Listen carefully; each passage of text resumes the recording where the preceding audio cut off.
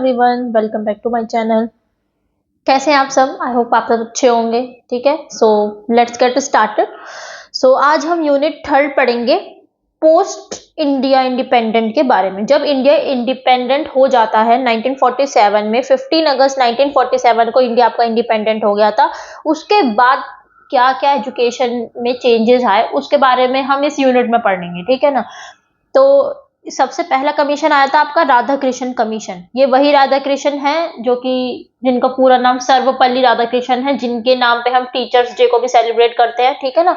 तो post India independence के बाद ये हमारा सबसे पहला एजुकेशन कमीशन था, जिसका नाम था राधा कृष्ण कमीशन। इसको हम यूनिवर्सिटी एजुकेशन कमीशन भी बोलते हैं। ठीक है, देखो 15 अगस्त 1947 में इंडिया हमारा इंडिपेंडेंट हो गया। ठीक है, तो बहुत सारे रिफॉर्म्स लाने की कोशिश करी गई, हर फील्ड में लाने की कोशिश करी गई। उसमें एक फील्ड आपका एजुकेशन भी था। ठीक है ना।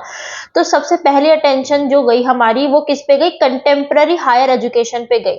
ठीक है ना। हमने देखा कि ये बहुत ज्यादा थ्योरेटिकल है, प्रैक्टिकल नहीं है इतनी। ठीक है ना। उस टाइम पे हमने देखा कि जो कंटेम्प्रेरी हायर एजुकेशन हमारी उस टाइम पे चल रही थी वो थ्योरेटिकल ज्यादा थी, प्रैक्टिकल नहीं थी इतनी।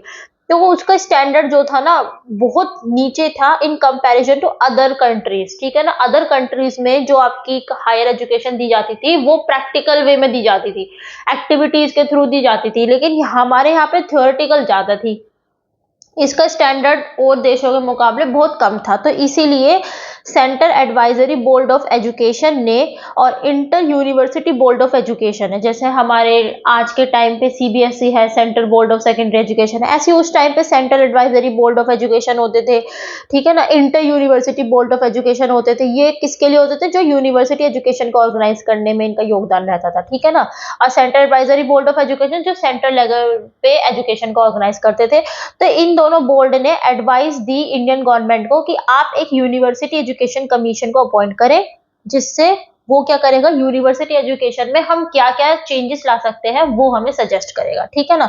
तो इसीलिए इस कमीशन को यूनिवर्सिटी एजुकेशन कमीशन भी कहा जाता है। अब क्योंकि ये जो कमीशन था ये किसकी चेयरमैनशिप में था? डॉक्टर सर्वपल्ली राधाकृष्णन की चेयरमैनशिप में था, इसी वजह से इसको राधा कृष्णन कमीशन भी बोला जाता है। और ये पहला एजुकेशन कमीशन था आपका इंडिपेंडेंट इंडिया का। ठीक है।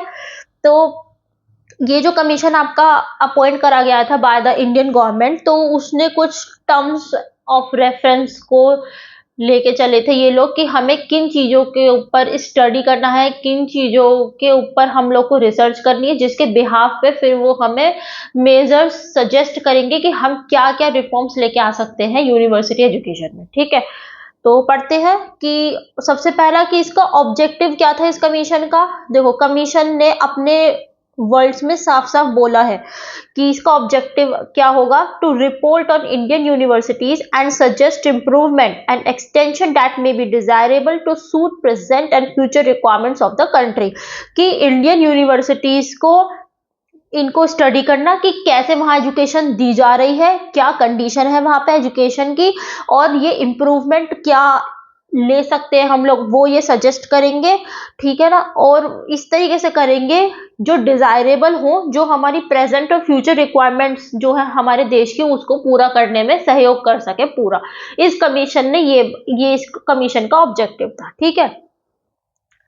क्या इसने टर्म्स ऑफ रेफरेंस लेके चला था? ये कमीशन किस चीज की इसने स्टडी करी थी? इसने कंटेम्प्रेरी इंडियन यूनिवर्सिटीज की स्टडी करी थी and to find out their shortcomings, कि इंडियन यूनिवर्सिटीज की क्या उनकी कंडीशन चल रही है, कैसे वहां एजुकेशन दी जाती है, क्या उनकी कमियां रही हैं। ठीक है। किस चीज में वे लोग पीछे रह गए हैं, किस चीज में वे लापरवाही कर रहे हैं, उन सब चीजों के ऊपर इन्होंने स्टडी करी इंडियन यूनिवर्सिटीज की। वहां पे इन्होंने सजेशंस दिए, एडमिनिस्ट्रेशन एंड फाइनेंस कैसा होना चाहिए यूनिवर्सिटीज का, इसके बारे में इन लोग को देखना था और उसके रिगार्डिंग इनको सजेशंस देने थे। इनको सजेशंस देने थे regarding the administration and finance of the colleges जो इन यूनिवर्सिटी से एफिलेटेड है। ठीक है। इनको सजेशंस देने थे regarding the restructure of higher education का क्या स्ट्रक्चर होना चाहिए। ठीक है ना। किस तरीके से वो कराई जानी चाहिए, कितने लेवल पे कैटेगराइज होनी चाहिए, इन सब के ऊपर भी इनको सजेशन देना था अध्ययन करके। इनको एम क्या होना चाहिए हायर एजुकेशन का, ये भी इन्होंने बताया। क्या मेजर्स हम ले सकते हैं टीचिंग स्टैंडर्ड को बढ़ाने के लिए, क्या ओपिनियन इन्होंने अपनी ओपिनियन दी regarding the medium of higher education, क्या होना चाहिए उसके बारे में इन्होंने बताया। इन्होंने सजेशंस दिए रिगार्डिंग अपॉइंटमेंट कैसे होना चाहिए टीचर्स का, उनकी पे स्केल क्या होनी चाहिए, सर्विस कंडीशंस कैसी होनी चाहिए हायर एजुकेशन में, इसके बारे में भी इन्होंने देखा। To find solution to check the wide spread in discipline among the students. देखो बच्चों में आपस में डिसिप्लिन होना बहुत जरूरी है। इससे क्या होगी, एक आपकी जो क्लास है, क्लास का जो एनवायरनमेंट है वो एकदम, जिसे कहते हैं ना, एकदम शांति से अगर क्लास आपकी रहेगी, ध्यान से सुनेगी, टीचर को पढ़ेगी, तो उस क्लास की परफॉर्मेंस एक अलग ही लेवल पर निकल कर आएगी। ठीक है ना, तो बच्चों के अंदर डिसिप्लिन होना बहुत जरूरी है। ठीक है ना, हाँ, for a progressive growth of all the students. ठीक है, तो क्या वजह है कि बच्चों में डिसिप्लिन नहीं आ पा रहा है, तो उसके लिए हम क्या सॉल्यूशन निकाल सकते हैं, उस चीज पे भी इन्होंने देखा। ठीक है ना, और इन्होंने कुछ प्लान्स भी इन्होंने दिए for the welfare of students. तो ये सब इनके टर्म्स ऑफ रेफरेंस थे। इन्होंने अपनी रिपोर्ट तैयार करी थी इस कमीशन ने। उस रिपोर्ट में इसने इन सब के बारे में बताया था, सबके बारे में इसने सजेस्ट किया था कि हम ऐसा करेंगे ऐसा करेंगे, ये सब इसने सजेस्ट करा था। क्या इन्होंने सजेशन दिया था अब वो पढ़ते हैं। ठीक है, देखो बेटा, मेरे पीपीटी या मेरे नोट्स थोड़े बड़े लग रहे होंगे, लेकिन मैं आपको बताऊं, आप जितना ज्यादा पढ़ोगे, ये कहानी है, देखा जाए तो सिर्फ आपको एक कहानी की तरह रटना है बस, कि हाँ राधा कृष्ण कमीशन आया था, उनके ये विचार थे, सैडलर कमीशन आया था, उसके ये विचार थे, हंटर कमीशन आया था, उसके ये विचार थे। आप जितना ज्यादा पढ़ोगे ना, इसमें से अगर मैं तो कह रही हूँ, मैंने अगर 8 लाइन भी लिख रखी है एक पॉइंट में, तो आपको 4 लाइन के बारे में तो पता होगा। क्योंकि देखो पेपर में इतना लिख के आओगे, क्योंकि लॉन्ग क्वेश्चन आता है पेपर में। लॉन्ग क्वेश्चन लिखने के लिए देखो हमारे पास वो पॉइंट्स भी तो होने चाहिए मेंशन करने के लिए, है या नहीं। अब मैं लिख दूं कि बच्चों के अंदर डिसिप्लिन है, आप उसको ज्यादातर कितनी लाइन में लिख दोगे, 2 या 3 लाइन में लिख दोगे, है या नहीं। लेकिन मैंने पॉइंट्स सारे रखे हैं, कहानी की तरह आप इसको पढ़ोगे तो अच्छे से समझ में आएगी, फिर आप अपनी लैंग्वेज में भी ना अच्छे से बना पाओगे। जब पॉइंट्स की कमी होएगी ना, क्योंकि ऐसा ही होता है, हम 1-2 पॉइंट पढ़ के तो चले जाते हैं एग्जाम में, और उस पॉइंट को तो लिख देते हैं, पर उस पॉइंट को एक्सटेंड कैसे करें और क्या उसमें ऐड करें ना, कई बार सोचना पड़ जाता है इस चीज में। पॉइंट्स सारे पढ़ो, जो दिमाग में है वो लिख दोगे ना, तो आपको वहां लिखने में कमी नहीं आने की है।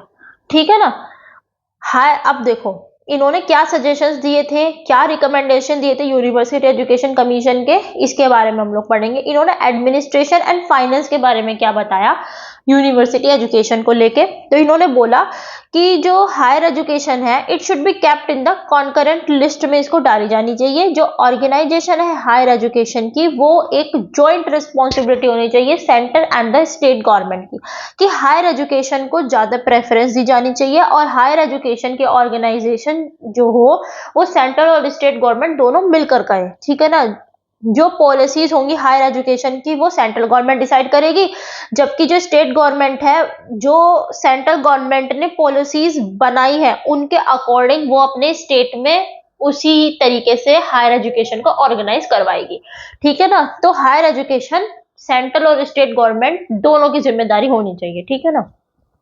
अब मैं चाहती तो इसको एक पॉइंट में भी लिख सकती थी, हायर एजुकेशन जो है सेंट्रल स्टेट गवर्नमेंट दोनों की जिम्मेदारी होनी चाहिए, बस इतना सही। ठीक है ना।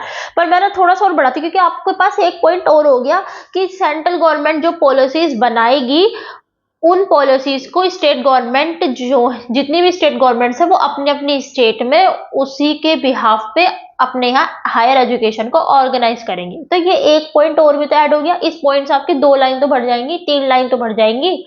वही मैं आपसे कहना चाह रही हूँ कि कंटेंट मैंने सारा रखा है, स्टोरी फॉर्म्ड में ही है सब कुछ।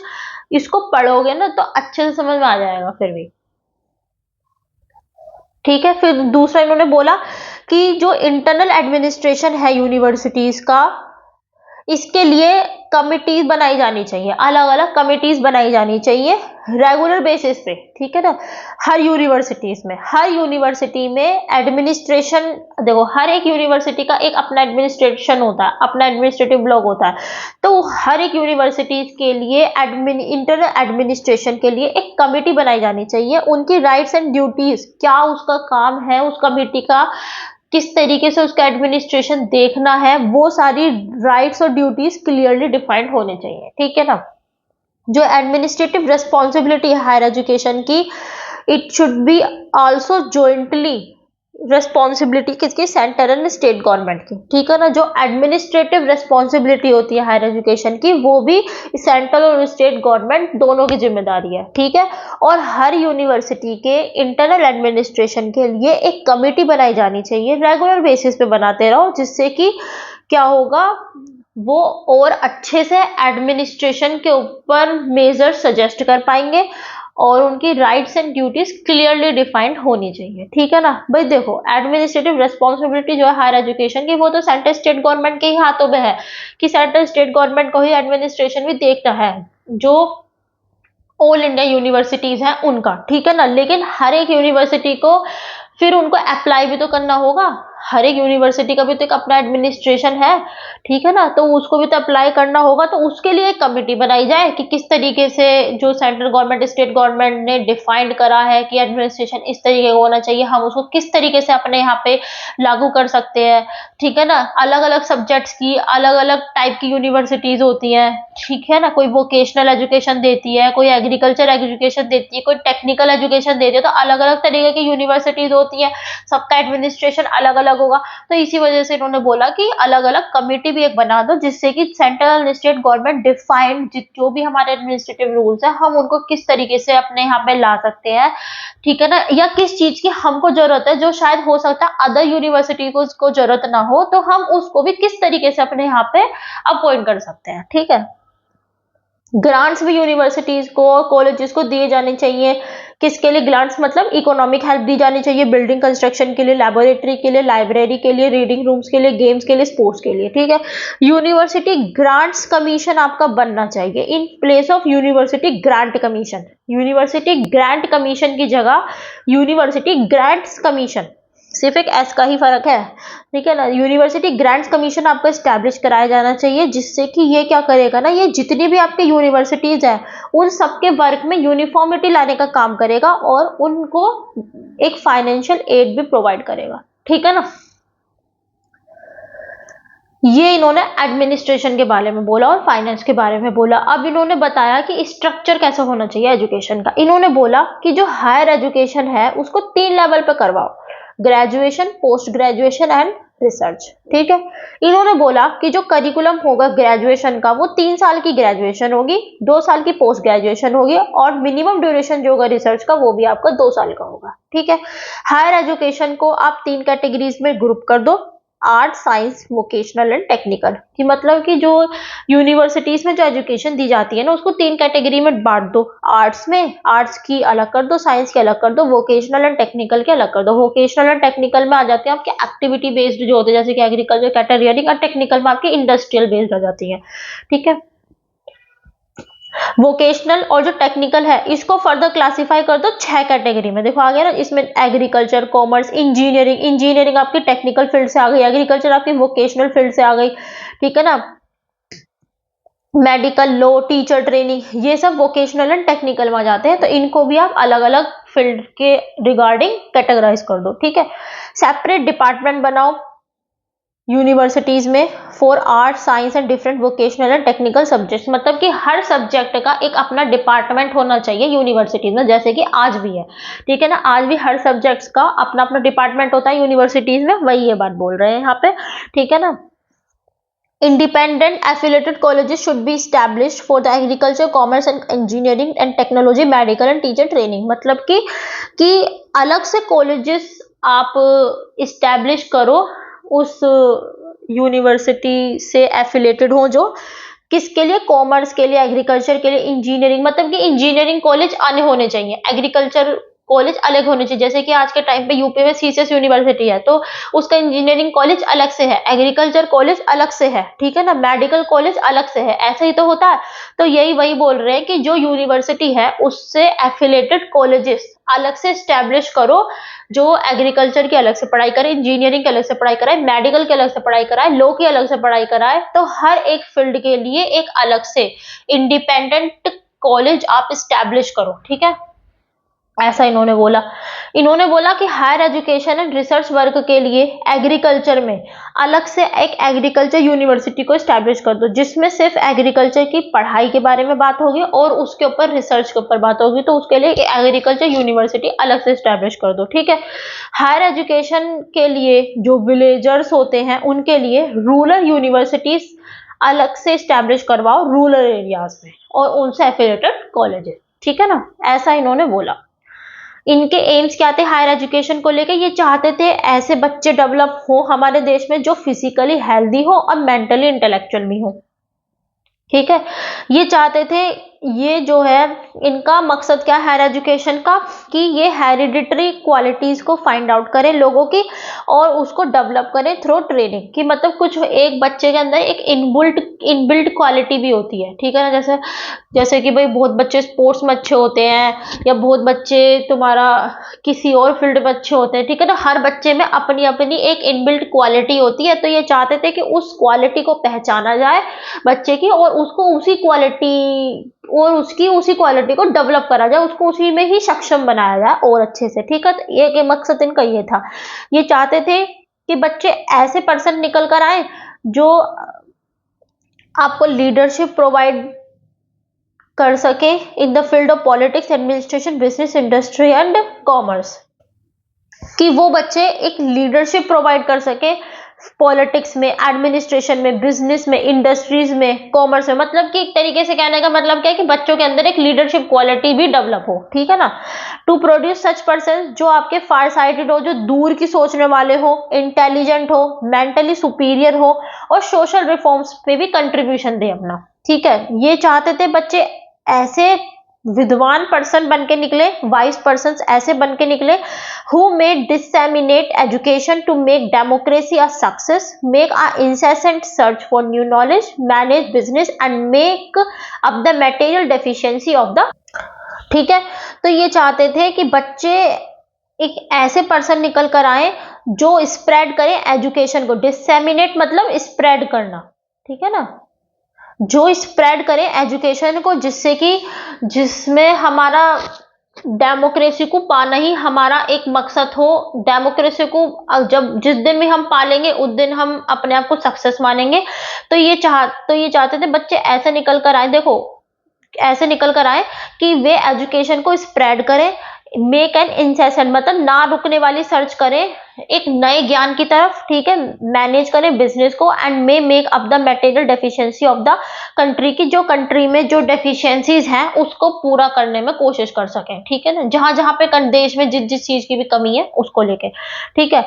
ये बच्चों का कैरेक्टर भी डेवलप करना चाहते थे, ये बच्चों के अंदर देश भावना भी लाना चाहते थे, ठीक है ना। National discipline among the students, ये चाहते थे कि to develop, preserve and refine the democratic values, कि हम अपने डेमोक्रेटिक वैल्यूज को किस तरीके से डेवलप करें, किस तरीके से उनको सजो कर रखें, प्रिजर्व करके रखें, और किस तरीके से रिफाइन करें और अच्छी क्वालिटी हम उनमें लेके आके ला सके डेमोक्रेटिक वैल्यूज को, और कितने अच्छे से हम उसको पॉलिश कर सकते हैं, है ना। जैसे कौन कौन सी डेमोक्रेटिक वैल्यूज होते हैं, equality, freedom, fraternity, justice among the students, ठीक है ना। कि बच्चे जो हैं, बच्चों के अंदर ये डेमोक्रेटिक वैल्यूज डेवलप हो, कौन सी, इक्वालिटी की, फ्रीडम की, जस्टिस की, किस वो बच्चे इसको प्रिजर्व करके रखे, इसको रिफाइन करके रखे, मतलब कि हमेशा इसको फॉलो करें, ठीक है ना।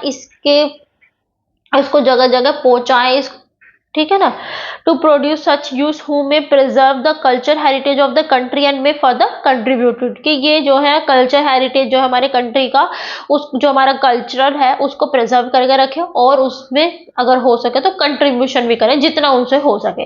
To develop world fraternity and internationalism among the students, की बच्चों के अंदर जो है भेदभाव की भावना ना हो बिल्कुल भी, ठीक है ना। नेशनलिज्म की भावना हो बच्चों के अंदर, ठीक है। स्पिरिचुअल डेवलपमेंट भी बच्चों का आपका डेवलप हो, ठीक है। तो बेसिकली इनका एम यही था कि बच्चे जो है मेंटली प्रोग्रेसिव हो, ठीक है ना, उनकी क्वालिटीज को पहचाना जाए, जिससे कि हम उन्हीं की क्वालिटी में उनको सक्षम बनाएं, ठीक है ना। बच्चों के अंदर लीडरशिप आए, जिससे कि वो लीडरशिप प्रोवाइड कर सके in the field of politics, administration and another fields, ठीक है। बच्चे एकदम फार साइटेड हो, इंटेलिजेंट हो, मेंटली सुपीरियर हो, ठीक है ना।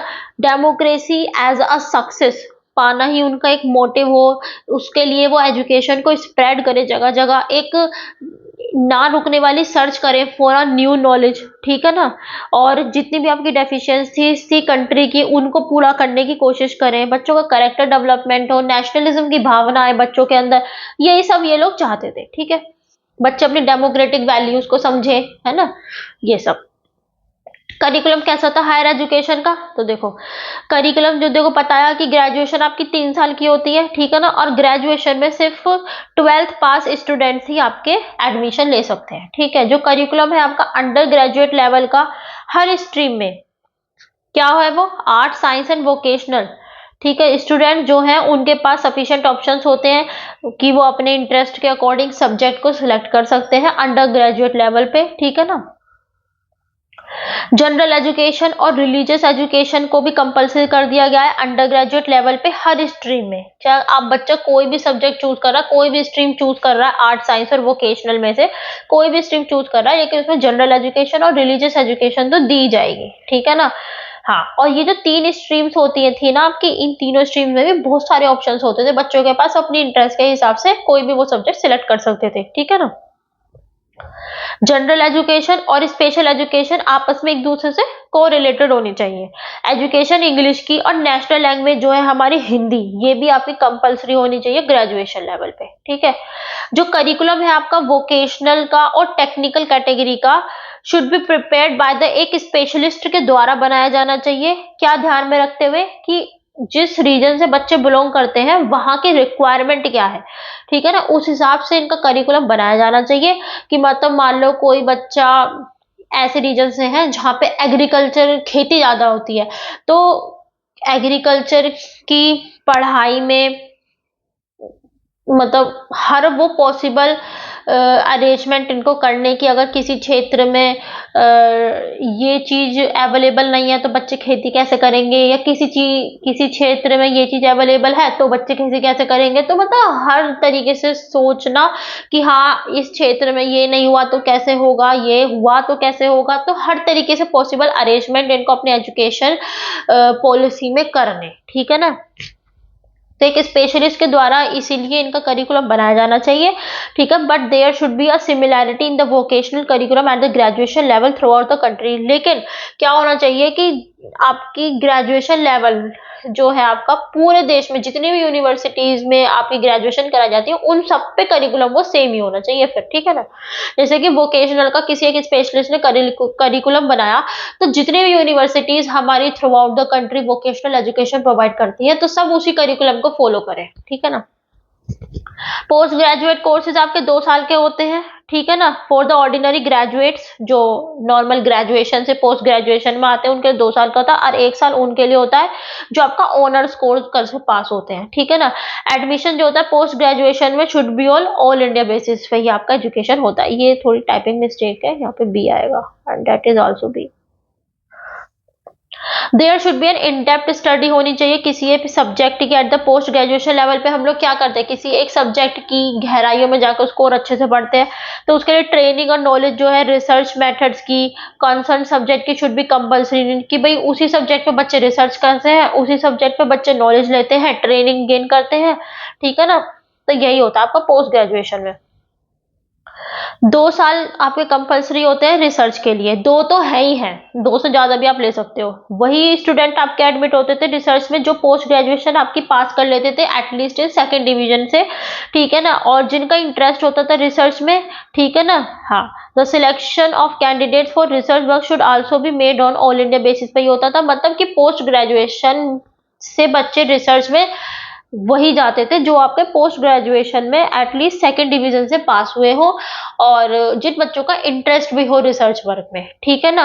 तो ये आपकी मिनिमम 2 साल की होती है, मैक्सिमम यही है 5 साल की होती है। इन डेप्थ स्टडी करवाते हैं पोस्ट ग्रेजुएशन लेवल पे, वहां पे बच्चों को एक पर्टिकुलर सब्जेक्ट पे उनको ट्रेनिंग दी जाती है, नॉलेज दी जाती है, ठीक है ना। उन बच्चों को रिसर्च वर्क करवाया जाता है उसमें, ठीक है ना। हाँ, पोस्ट ग्रेजुएशन आपकी 2 साल की होती है, इसमें जो ग्रेजुएट पास होते हैं वो आपके आते हैं एडमिशन की लेने के लिए, वो 2 साल की पोस्ट ग्रेजुएशन करते हैं। और 1 साल किन के लिए होता है, जो आपका ऑनर्स कोर्स करके आते हैं, ठीक है ना। ये इन्होंने बोला। ये था आपका करिकुलम। कुछ कुछ देखो आज के टाइम जैसा सही है, ठीक है ना भाई। आज के टाइम पे भी ग्रेजुएशन 3 साल की होती है, पोस्ट ग्रेजुएशन नॉर्मली बीएससी ये हो गया आपका, है ना, बीए हो गया। नॉर्मली आपकी ग्रेजुएशन जो है आपकी 3 साल की ही होती है, ठीक है ना, बीटेक को छोड़ के। और भी कुछ है आपके सब्जेक्ट, ठीक है ना, एमबीए हो गया या बीएससी एनिमेशन हो गया, जहाँ तक सब 3 इयर्स के ही होते हैं ग्रेजुएशन जो होती है आपकी, ठीक है ना। 12th पास बच्चे ही इसमें एडमिशन लेते हैं, ठीक है ना। यहाँ पे इन्होंने 3 स्ट्रीम कर दी थी, आर्ट साइंस एंड वोकेशनल, और इसको ही फर्दर कैटेगराइज कर दिया था अलग अलग फील्ड में।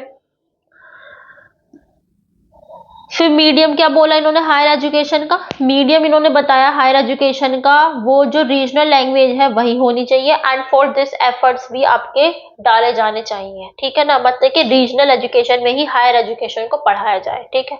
इमीडिएट अरेंजमेंट्स कराए जाएं to provide education in regional languages in सब सब्जेक्ट्स इन आर्ट कैटेगरी। जैसे कि आर्ट कैटेगरी है, आर्ट कैटेगरी में भी कुछ सब्जेक्ट ऐसे हैं जिसमें हम जो है एकदम से अरेंजमेंट ला सकते हैं बच्चों को रीजनल लैंग्वेज में पढ़ाने के लिए।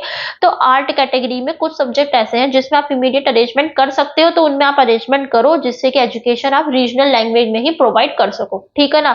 अब जैसे साइंस हो गया या वोकेशनल एंड टेक्निकल सब्जेक्ट्स हो गए, ये पॉसिबल नहीं है to provide in regional languages एकदम से, कि भाई ऐसे कमीशन आपका पास हुआ, रिपोर्ट आपकी पास हुई, एजुकेशन पॉलिसी आपकी पास हुई, तो एकदम से तो देखो नहीं हो सकता कि जो साइंस के सब्जेक्ट हैं या जितने भी आपके टेक्निकल सब्जेक्ट्स हैं उनको हम एकदम से ही रीजनल लैंग्वेज में आपका ट्रांसलेट करके बच्चों को पढ़ाएं, तो एकदम से तो नहीं हो पाता। इसलिए उस एजुकेशन को आप फिलहाल इंग्लिश में ही जारी रखो, ठीक है ना। लेकिन स्टेप्स लिए जाने चाहिए इमीडिएटली कि हम scientific and technical terminologies prepare कर सके फेडरल लैंग्वेजेस में, मतलब रीजनल लैंग्वेजेस को और डेवलप कर सके, जिससे कि एजुकेशन जो है हमारी आर्ट में, साइंस में, वोकेशनल में और बाकी सब्जेक्ट्स में उनको भी हम एक रीजनल लैंग्वेजेस में भी दे सके इन नियर फ्यूचर, ठीक है। फिलहाल आप इन सब्जेक्ट्स को इंग्लिश में ही पढ़ाओ, लेकिन आप एक्शन उठाने स्टार्ट कर दो, मतलब है ना, हाँ, कि हम रीजनल लैंग्वेज को इतना डेवलप करें, थोड़ा बहुत अगर डेवलप करने की जरूरत है तो, जिससे कि आगे चल के इन सब्जेक्ट्स को भी हम रीजनल लैंग्वेज में ही पढ़ाएं, ठीक है।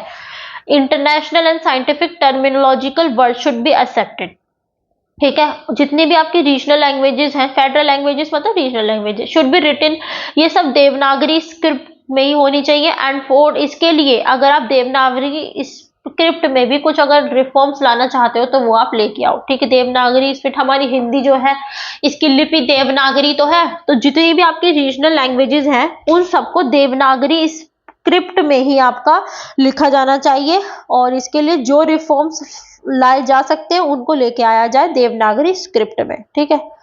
फिर इन्होंने टीचिंग स्टैंडर्ड के बारे में क्या बताया हायर एजुकेशन का, कि जो कंडीशन है यूनिवर्सिटीज की और उनके एफिलिएटेड कॉलेजेस की उसको इम्प्रूव किया जाए। लैबोरेटरीज, लाइब्रेरीज, रीडिंग रूम्स जो है प्रॉपरली ऑर्गेनाइज कराया जाना चाहिए, तभी टीचिंग स्टैंडर्ड अच्छा होगा, ठीक है। मिनिमम क्वालिफिकेशन जो है एडमिशन की यूनिवर्सिटीज में और एफिलिएटेड कॉलेजेस में वो इंटरमीडिएट पास होती है, और मिनिमम एज आपके 18 साल होती है, ऐसा ही होता है। Among the intermediate pass student में से भी सिर्फ जो एबल स्टूडेंट्स हैं उनको ही सिर्फ एबल स्टूडेंट्स को ही एडमिशन दिया जाना चाहिए ग्रेजुएशन लेवल पे। एडमिशन जो है पोस्ट ग्रेजुएशन लेवल पे should be made on all India basis, ठीक है। Opportunity to join research work वो सिर्फ पोस्ट ग्रेजुएट बच्चों को ही दी जानी चाहिए, और कैपेबल बच्चे जो हो उनको ही अपॉर्चुनिटी दी जानी चाहिए टू ज्वाइन रिसर्च वर्क, ठीक है। एडमिशन जो होता है इस पे भी आपका ऑल इंडिया बेसिस पे होता है। तो ये इन्होंने टीचिंग स्टैंडर्ड के बारे में बताया, ठीक है। फिर अब देखते हैं इस कमीशन की मेरिट्स क्या थी। हमने कमीशन के बारे में पढ़ा कि कमीशन ने टीचिंग स्टैंडर्ड के बारे में क्या बताया, करिकुलम के बारे में क्या बताया, एडमिनिस्ट्रेशन फाइनेंस के बारे में क्या बताया, कैसी हायर एजुकेशन होनी चाहिए, ठीक है ना, सब कुछ इन्होंने बताया। अब देखो इसकी मेरिट्स पढ़ते हैं, ठीक है। मेरिट्स में पहला पॉइंट आता है आपका formation of the university grants commission. आपको बताया था इस कमीशन के बारे में पढ़ाते हुए कि इन्होंने क्या बोला था कि यूनिवर्सिटी ग्रांट्स कमीशन आपका स्टैब्लिश कराया जाना चाहिए in place of university grant commission, ठीक है। अगर हमें यूनिवर्सिटी एजुकेशन का स्टैंडर्ड मेंटेन करके चलना है, उसको अप करना है थोड़ा, तो उसके लिए क्या होता है भाई, यूनिवर्सिटीज को, कॉलेजेस को नेसेसरी ग्रांट्स जो होंगे वो प्रोवाइड करने होंगे, ठीक है ना। तो कमीशन ने इसलिए बोला था कि इसके लिए यूनिवर्सिटी ग्रांट्स कमीशन आपका बनना चाहिए। तो गवर्नमेंट ने यूनिवर्सिटी ग्रांट को जो है यूनिवर्सिटी ग्रांट्स कमीशन में कन्वर्ट कर दिया था, ठीक है ना। हाँ, और ये जो ऑर्गेनाइजेशन हुआ था ना, इसने मतलब बहुत बढ़िया योगदान दिया था for the upliftment of a higher education, ठीक है। फिर दूसरा पॉइंट आता है आपका control over the universities and affiliated colleges, ठीक है। कंट्रोल कैसा था कि भाई देखो, इस कमीशन ने फिक्स कर दिया था कि ग्रेजुएशन में या यूनिवर्सिटी में वही बच्चे एडमिशन ले सकते हैं जिनकी एज 18 साल हो, जो इंटरमीडिएट पास हो और जो एबल स्टूडेंट्स हो, ठीक है ना। ऐसा कमीशन ने साफ साफ बोल दिया था यूनिवर्सिटीज में भी और एफिलेटेड कॉलेजेस में भी, दोनों के लिए। इसने क्या था ना, वर्किंग डेज जो होते हैं यूनिवर्सिटीज के या कॉलेजेस के, उनको भी फिक्स कर दिया था एग्जामिनेशन डेज से अलग। एग्जामिनेशन डेज से अलग जो वर्किंग डेज होते हैं आपके यूनिवर्सिटीज में कॉलेजेस में, उसको भी इसने एकदम फिक्स कर दिया था, ठीक है ना। इसने मैक्सिमम स्ट्रेंथ कितनी होनी चाहिए बच्चों की यूनिवर्सिटी में कॉलेज में, उसको भी इसने बता दिया था कि मैक्सिमम इतनी स्ट्रेंथ होनी चाहिए, ठीक है ना। तो इस, हाँ, स्ट्रेंथ इसने बता दी थी, क्योंकि हायर एजुकेशन जो पहले दी जा रही थी इस कमीशन के आने से पहले, उसमें सबसे ज्यादा प्रॉब्लम क्या आ रही थी कि बच्चे बहुत ज्यादा थे, बहुत ज्यादा भरम भारी थी एकदम बच्चों की, बहुत ज्यादा, किसी पे ध्यान ही नहीं दिया जा रहा था। तो इसने मैक्सिमम स्ट्रेंथ जो है आपकी एकदम फिक्स कर दी थी कि मैक्सिमम इतनी स्ट्रेंथ होनी चाहिए आपकी, ठीक है ना, यूनिवर्सिटी में और आपके कॉलेजेस में, ठीक है ना, उससे एफिलेटेड कॉलेजेस में। तो मैक्सिमम स्ट्रेंथ को इसने मैक्सिमम स्ट्रेंथ कितनी होनी चाहिए बच्चों की एफिलेटेड कॉलेजेस में और यूनिवर्सिटीज में, उसको फिक्स कर दिया था। और इसने आपका जो मिनिमम वर्किंग डेज हैं आपके, जो मिनिमम वर्किंग डेज होते हैं उसको फिक्स कर दिया था यूनिवर्सिटीज में और एफिलेटेड कॉलेजेस में, ठीक है ना। हाँ, उसको फिक्स कर दिया था एक्सक्लूडिंग, ठीक है ना, एग्जामिनेशन डेज, जो आपके एग्जामिनेशन डेज होते हैं उससे अलग। एग्जामिनेशन डेज वाले दिन तो सिर्फ एग्जाम होगा, उस दिन वर्किंग डे तो होएगा ही नहीं, तो उससे अलग मिनिमम वर्किंग डेज इन्होंने आपके जो है सेट कर दिए थे एकदम, ठीक है। 3 इयर्स का डिग्री कोर्स था, बताया था ग्रेजुएशन 3 साल की थी, कंपलसरी कर दी थी उसमें जनरल एजुकेशन, ठीक है ना।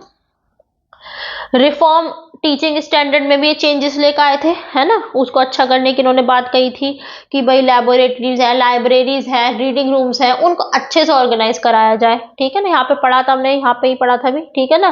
क्वालिफिकेशन जो है एडमिशन की, एफिलेटेड कॉलेज में इंटरमीडिएट पास हो, उनकी एज 18 साल हो लगभग लगभग, सिर्फ एबल स्टूडेंट को ग्रेजुएशन लेवल पे एडमिशन दिया जाए, ठीक है ना, ऑल इंडिया बेसिस पे एडमिशन दिया जाए। रिसर्च वर्क भी वही बच्चे ज्वाइन कर सकते हैं जो आपका पोस्ट ग्रेजुएट पास हो और सिर्फ एबल बच्चे हो। तो टीचिंग स्टैंडर्ड को भी इन्होंने इंप्रूव करने की बात कही थी। यूनिवर्सिटी एजुकेशन को कॉन्करेंट लिस्ट में डाला गया था, कि जो कमीशन था उसने ये सजेशन दिए थे कि यूनिवर्सिटी एजुकेशन को कॉन्करेंट लिस्ट में डाला जाए, और इसकी ऑर्गेनाइजेशन जो है वो एक जॉइंट रिस्पॉन्सिबिलिटी होनी चाहिए of the centre and the state government, ठीक है ना। तो जो सेंट्रल गवर्नमेंट आपकी पॉलिसीज बनाएगी, वो स्टेट गवर्नमेंट जो है अपनी अपनी स्टेट में उन्हीं पॉलिसीज के रिगार्डिंग हायर एजुकेशन को ऑर्गेनाइज करेगी, ठीक है, ठीक है। रिफॉर्म लेके आए या commission in the pay scales and the service conditions of the teachers की, इस कमीशन ने सजेशंस दिए कि टीचर्स की पे स्केल्स को भी बढ़ाया जाए, उनकी सर्विस कंडीशंस को इम्प्रूव करा जाए, ठीक है ना, जिससे कि इस प्रोफेशन में भी एक एबल्ड पर्सन अट्रैक्ट हो सके। भाई सर्विस कंडीशन अच्छी होंगी, सैलरी अच्छी मिलेगी, तो लोग भी अट्रैक्ट होंगे इस प्रोफेशन की तरफ, ठीक है ना। तो जब सब कुछ टीचर्स को अच्छी कंडीशंस मिलेंगी, सैलरी अच्छी मिलेंगी, तो वो पढ़ाएंगे अच्छा, बच्चे पढ़ेंगे अच्छा, ठीक है ना। प्रेफरेंस दी गई to ability and research work in promotion, भाई इन्होंने रिसर्च वर्क को प्रेफरेंस तो दी है ना, कि मिनिमम 2 साल आपकी रिसर्च वर्क होनी चाहिए। और पोस्ट ग्रेजुएशन वाले भी जो एबल्ड बच्चे हैं, जो एटलीस्ट सेकंड डिवीजन से पास हुए हों और जिनमें वास्तव में इंटरेस्ट है रिसर्च वर्क करने के लिए, वही बच्चे आपका रिसर्च वर्क में जाएंगे, ठीक है ना, ठीक है ना।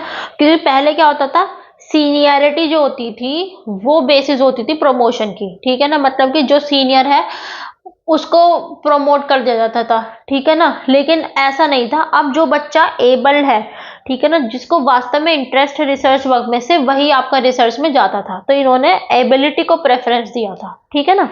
वेलफेयर प्रोग्राम्स भी करे थे इन्होंने बच्चों के लिए, ठीक है ना।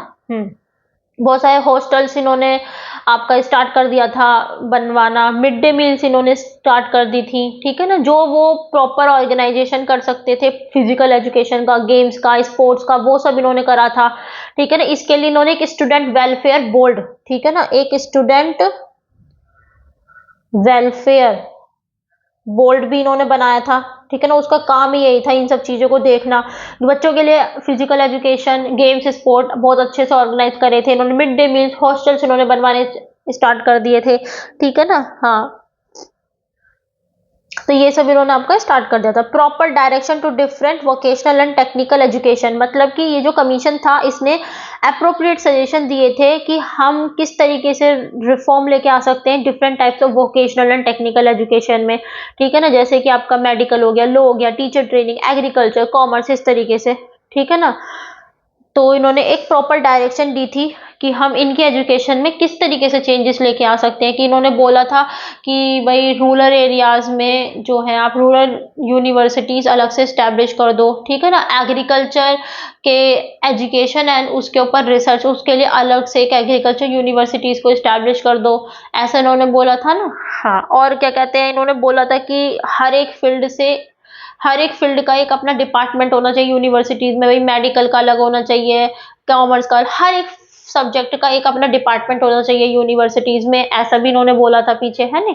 तो ये सब चीजें जो इन्होंने इसके बिहाफ पे बोली थी वो सब। और क्या था कि जो आपके टेक्निकल है या वोकेशनल कॉलेजेस हो गए, इंजीनियरिंग कॉलेजेस हो गए, मेडिकल कॉलेज हो गए, लॉ कॉलेज हो गए, इन सब के एक सेपरेट कॉलेज आपके इस्टेब्लिश होने चाहिए, है ना।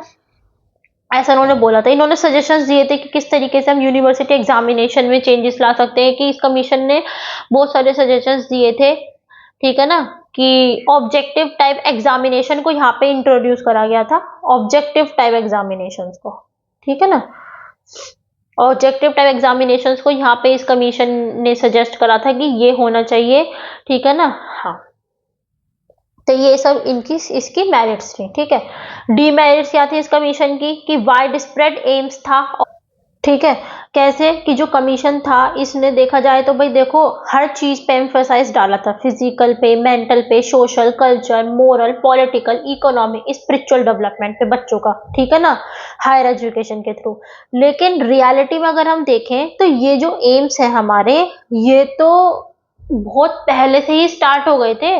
मतलब कि ये कमीशन आने से पहले जो हमारे पहले कमीशंस के बेसिस पे जो एजुकेशन दी जा रही थी, तो इन पे जो एफर्ट्स डाले जा रहे थे वो तो बहुत बिगिनिंग से स्टार्ट हो गए थे, बहुत पहले से स्टार्ट हो गए थे। बच्चे की करेक्टर डेवलपमेंट पे, मोरल डेवलपमेंट पे तो वैदिक सिस्टम से चलता आ रहा है। तो ऐसा कुछ इन्होंने कोई खास एम नहीं बताया इन्होंने, ठीक है ना। हाँ, इनका बस मकसद एक तरीके से ये था कि कुछ स्पेशलाइज्ड टास्क के लिए एक स्पेशलाइज्ड मैन पावर इनको मिल जाए, बस एक मेन मकसद इनका यही था। ये तो सिर्फ इन्होंने अपने बेशक करिकुलम में ऐड कर दिया कि बच्चों का मेंटल डेवलपमेंट होना चाहिए, फिजिकल डेवलपमेंट होना चाहिए, लेकिन एक बात तो बताओ, इन चीज पे एफर्ट्स तो बहुत स्टार्टिंग से डलने स्टार्ट हो गए थे, ठीक है ना। जब ये कमीशन नहीं आया था उससे पहले भी जिसके बिहाफ पे, जिस कमीशन के बिहाफ पे, जिस एजुकेशन पॉलिसी के बिहाफ पे हम लोग एजुकेशन प्रोवाइड कर रहे थे अपने इंडिया में, तो उस उन वो तो एफर्ट्स डाल रहे थे ना इन चीजों पे भी, मोरल डेवलपमेंट पे, पॉलिटिकल डेवलपमेंट पे, इकोनॉमिक डेवलपमेंट पे, सबका मकसद ही यही था, ठीक है ना। तो वाइड स्प्रेड एम्स थे हायर एजुकेशन के, लेकिन एकदम लिमिटेड थे। बेशक थे ये, लेकिन एकदम लिमिटेड थे और स्पेसिफिक थे, ठीक है ना। कंपलसरी थी रिलीजियस एजुकेशन, भाई ग्रेजुएशन लेवल पे रिलीजियस एजुकेशन का होना तो कोई तुक नहीं बैठता, ठीक है ना। ये तो एकदम अनरीजनेबल सी बात है, ठीक है ना। तो ग्रेजुएशन लेवल पे इसने रिलीजियस एजुकेशन को कंपलसरी कर दिया था, जो कि बहुत ही ज्यादा अनरीजनेबल था, ठीक है ना। कोई क्लियर कट सजेशन नहीं था for the medium of education. कि भाई एक तरफ तो कह रहे हैं कि रीजनल लैंग्वेज में पढ़ाया जाना चाहिए, दूसरी तरफ कह रहे हैं कि जिन सब्जेक्ट्स को हम एकदम से रीजनल लैंग्वेज में नहीं पढ़ा सकते उनको आप इंग्लिश में ही कंटिन्यू करो। फिर एक तरफ कह रहे हैं ये कि रीजनल लैंग्वेजेस को जो है आप डेवलप करो, है ना। और जो आपके साइंस या टेक्निकल सब्जेक्ट्स हैं उनको रीजनल लैंग्वेज में नियर फ्यूचर में ये ट्रांसलेट कर देंगे, जिसमें ये एजुकेशन प्रोवाइड करेंगे। तो उसके लिए देवनागरी स्क्रिप्ट में रिफॉर्म लाने की बात कह दी इन्होंने, ठीक है ना। तो ये बहुत ही ज्यादा जिसे कहते हैं कंफ्यूजिंग सा था। तो कोई क्लियर कट सजेशन उन्होंने नहीं दिया था। भाई एक तरफ तो कह रहे हैं कि हिंदी में या रीजनल लैंग्वेजेस में हम ये लोग पढ़ाएंगे, दूसरी तरफ इंग्लिश में ही पढ़ा रहे हैं। नियर फ्यूचर में ये लोग चेंजेस ले आएंगे क्योंकि एकदम से नहीं ला सकते। तो कोई बहुत ज्यादा कंफ्यूजिंग सी बात थी कि इसके लिए उन्होंने देवनागरी स्क्रिप्ट में छेड़छाड़ करनी स्टार्ट कर दी कि जितनी भी फेडरल लैंग्वेजेस हैं तो उनको देवनागरी स्क्रिप्ट में ही लिखा जाना चाहिए, उस है ना, उसके लिए चाहे देवनागरी स्क्रिप्ट में इनको रिफॉर्म क्यों ना लाना पड़ जाए। तो बहुत ज्यादा कंफ्यूजिंग था इनका क्लियर कट सजेशन भी। डिस्क्रिमिनेटरी पे स्केल्स थी टीचर्स में। तो देखो, अगर हम बात करते हैं यूनिवर्सिटीज में, तो यूनिवर्सिटीज में हमारे क्या होते हैं, रिसर्च फेलो होते हैं, है ना, जो रिसर्च वर्क करवाते हैं। इंस्ट्रक्टर होता है, लेक्चरर होता है, रीडर होता है, प्रोफेसर होता है यूनिवर्सिटी में। अब कॉलेजेस में क्या होते थे, कॉलेजेस में तो सिर्फ लेक्चरर होते थे, ठीक है ना, जो एफिलिएटेड कॉलेजेस होते थे उसमें सिर्फ लेक्चरर होते थे, ठीक है ना। तो इन्होंने देखो यूनिवर्सिटीज में तो 5 कैटेगरी, यूनिवर्सिटीज में तो इन्होंने 5 कैटेगरीज डिफाइन कर दी टीचर की, कि इस पोस्ट लेक्चरर होना चाहिए, प्रोफेसर होना चाहिए, रीडर होना चाहिए, रिसर्च फेलो होना चाहिए, इंस्ट्रक्टर होना चाहिए। और इससे एफिलेटेड कॉलेजेस में इन्होंने सिर्फ एक ही पोस्ट रखी टीचर की, वो रखी इन्होंने लेक्चरर।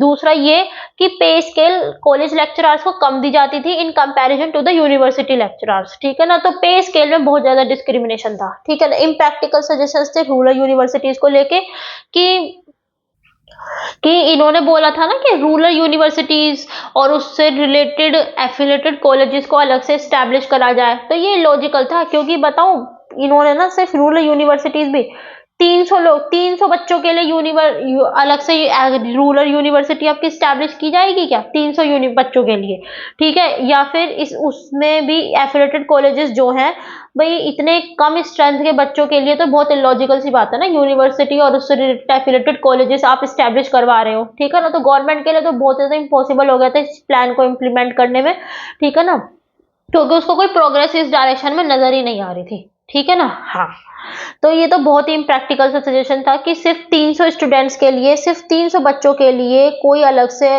रूरल यूनिवर्सिटी आपकी स्टैब्लिश करेगा क्या, ठीक है ना। तो उसके लिए तो ये है कि भाई आप बच्चा इतनी दूर से अगर आ रहा है, वही अपनी मेन यूनिवर्सिटी में आप इस तरीके का अरेंजमेंट करें, अपना एग्रीकल्चर का, बच्चों के रहने के लिए हॉस्टल का इस तरीके से अरेंजमेंट करें, तो उसके लिए अलग से यूनिवर्सिटी क्यों स्टैब्लिश करनी है या नहीं। उसमें पैसा भी बहुत खर्चा होगा बेकार में। ये तो कोई बहुत ही ज्यादा इलॉजिकल बात थी इनकी। नैरो एटीट्यूड था वुमेन्स एजुकेशन को लेकर। ये देखो, कहाँ तो हम सर्वपल्ली राधाकृष्णन जी के नाम पे हम टीचर्स डे सेलिब्रेट करते हैं, और कहाँ इन्होंने वुमेन एजुकेशन को लेकर इन्होंने कितना नैरो एटीट्यूड रखा था। इन्होंने बोला कि ये जो कमीशन था, इसने बोला कि जो वुमेन है वो तो अच्छी मदर और गुड हाउसवाइफ ही बन के रह सकती हैं सिर्फ एजुकेशन के थ्रू। तो बहुत ज्यादा मायोपिक एटीट्यूड था इनका इस कमीशन का वुमेन एजुकेशन को लेके, ठीक है ना। बल्कि आज के इस प्रेजेंट एज में डेमोक्रेसी के, जहाँ पे हम एजुकेशन में मैन और वुमेन की में कोई डिस्क्रिमिनेशन नहीं है, वहां उस टाइम पे इन्होंने बोला था कि जो वुमेन एजुकेशन है उसकी इतनी रिक्वायरमेंट नहीं है, वुमेन तो गुड हाउसवाइफ्स और गुड मदर्स बन के ही बहुत अच्छे से रह सकती है, यही उनका काम है। ये ऐसे इन्होंने बोला था, बहुत ही ज्यादा नैरो एटीट्यूड था। इन्होंने बोला था कि वुमेन तो सिर्फ गुड हाउसवाइफ्स और गुड मदर्स यही बस बन सकती है एजुकेशन के थ्रू, और इससे ज्यादा इन्होंने बात ही नहीं करी। मायो एकदम जिसे कहते हैं ना नैरो एटीट्यूड था, एकदम मायोपिक एटीट्यूड था इनका, ठीक है ना। तो ये इनके विचार थे, ठीक है। तो ये हमने पढ़ा था सबसे पहला कमीशन, जो कि आपका राधा कृष्ण कमीशन था, जिसको हम यूनिवर्सिटी एजुकेशन कमीशन भी बोलते हैं, कि हम यूनिवर्सिटी एजुकेशन में, हायर एजुकेशन में किस तरीके से चेंजेस ला सकते हैं। तो इसके लिए इन्होंने सब पुराना एजुकेशन जो था हायर एजुकेशन में जो दी जाती थी उस सब के ऊपर स्टडी करा, एडमिनिस्ट्रेशन, फाइनेंस, वहाँ की टीचर की पे स्केल, टीचिंग स्टैंडर्ड कैसा था, ठीक है ना।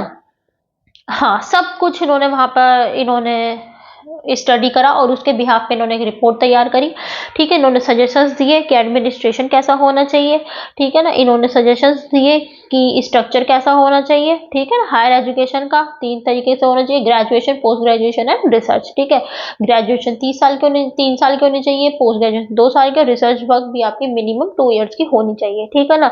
ग्रेजुएशन में सिर्फ 12th पास बच्चे ही एडमिशन लेंगे और मिनिमम इनके 18 ईयर्स होगी, और सिर्फ एबल बच्चे ही एडमिशन लेंगे। सिमिलरली पोस्ट ग्रेजुएशन में जो बच्चे ग्रेजुएशन पास कर आए, ऑर्डिनरी ग्रेजुएशन पास कर आए हैं, वो एडमिशन लेंगे और एबल्ड बच्चे लेंगे, ठीक है ना। और पोस्ट ग्रेजुएशन बच्चों के लिए 2 साल की होती है, या फिर जो बच्चे ऑनर्स सब्जेक्ट करके आते हैं तो उनके लिए बच्चों के लिए पोस्ट ग्रेजुएशन 1 साल की हो जाती है, ठीक है ना। रिसर्च वर्क में भी वही बच्चे एडमिशन ले पाते हैं जो पोस्ट ग्रेजुएशन में एटलीस्ट सेकंड डिवीजन से पास हुए, जिनका इंटरेस्ट हो, जो एबल हो रिसर्च वर्क करने के लिए, सिर्फ उन बच्चों को ही यहाँ पे एडमिशन दिया जाता था रिसर्च वर्क में भी, ठीक है ना। 3 स्ट्रीम इन्होंने डिफाइन करी थी, arts, science and vocational and technical. 3 categories में इन्होंने हायर एजुकेशन को आपका डिफाइन कर दिया था। वोकेशनल एंड टेक्निकल को भी इन्होंने फर्दर 6 कैटेगरीज में इन्होंने आपका कैटेगराइज कर दिया था, वो भी जिसमें इंजीनियरिंग भी था, मेडिकल था, लॉ था, एग्रीकल्चर था, टीचर ट्रेनिंग था। तो इन्होंने इसको 6 कैटेगरीज में फर्दर डिवाइड कर दिया था, ठीक है ना। अलग अलग डिपार्टमेंट बनाए गए थे यूनिवर्सिटीज में इन तीनों स्ट्रीम्स के सब्जेक्ट के लेके, ठीक है ना।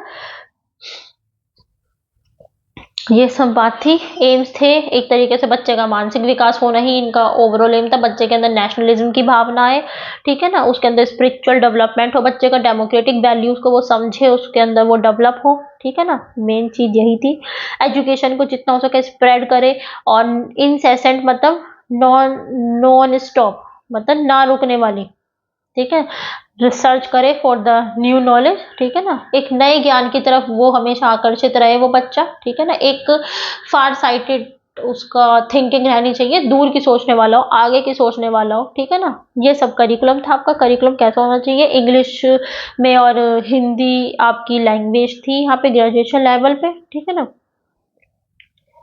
तो ये सब था, ये मीडियम के बारे में पढ़ा था हम लोगों ने, टीचिंग स्टैंडर्ड के बारे में पढ़ा था, ठीक है ना। ये कुछ इसकी मेरिट्स थी, और डिमेरिट्स तो डिमेरिट्स में ये तो बहुत ही ज़्यादा इनकी बहुत ही घटिया डिमेरिट थी वुमेन एजुकेशन को लेके, बहुत ही ज़्यादा इनका नैरो एटीट्यूड रहा था, ठीक है ना। पे स्केल जो थी टीचर्स की उसमें भी बहुत ज़्यादा डिस्क्रिमिनेशन था इनका, ठीक है ना। हाँ, वे कॉलेजेस के जो लेक्चरर्स होते थे उनको ये कम वेजेस देते थे इन कंपैरिजन टू द जो यूनिवर्सिटी के लेक्चरर्स होते थे।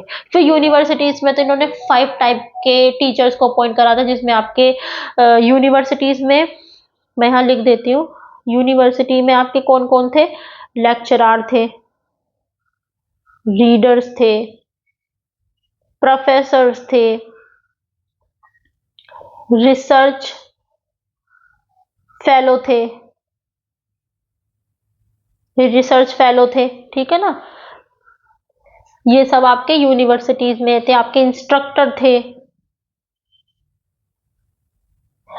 कॉलेजेस में सिर्फ आपके लेक्चरर होते थे, ठीक है ना।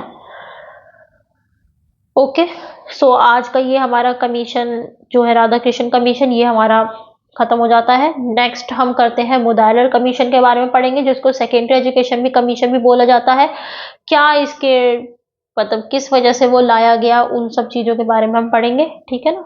सो आज के लिए बस इतना ही। आई होप आप सबको समझ में आया होगा। Thank you, take care, bye bye. अगर आपको नोट्स चाहिए, पीडीएफ चाहिए, आप मेरे को कमेंट सेक्शन बता सकते हैं, मैं आपको पीडीएफ शेयर कर दूंगी। जिस बच्चे के पास अगर ये वाली आपके पास बुक नहीं भी है ना, ये क्वेश्चन बैंक्स जो आते हैं सूर्य के, ठीक है ना, जिसके पास नहीं भी है कोई दिक्कत नहीं, मैं बता रही हूँ, मैं ये पूरे नोट्स बुक से ही बना रही हूँ और मैंने कोई पॉइंट नहीं छोड़ा है। मैं आपको ये मेरे सारे एक बार को लॉन्ग क्वेश्चन कंप्लीट हो जाएंगे, उसके बाद मैं आपको शॉर्ट वेरी शॉर्ट भी करा दूंगी, ट्रू फॉल्स एमसीक्यू जो भी कुछ आता है वो मैं सब करा दूंगी आपको, ठीक है ना।